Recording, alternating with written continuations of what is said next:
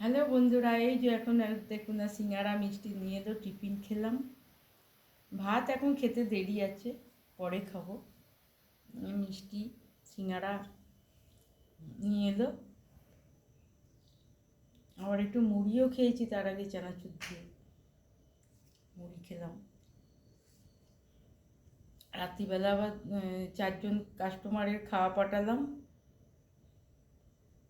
ব্যাস, ছেলে আর ওর বাবা দিতে গিয়েছিল খাওয়া, দুজনেই গাড়ি করে গেছিলো ওরা দুজন, দিয়ে এসে একবারে সিঙ্গারা মিষ্টি দেখছি নিয়ে এলো, বলে টিফিন খাবো। বললাম খাবো না এখন, না আর খেলাম। ঠিক আছে বন্ধুরা, রাখলাম, পরে আবার কথা হবে আপনাদের সঙ্গে, রাখছি।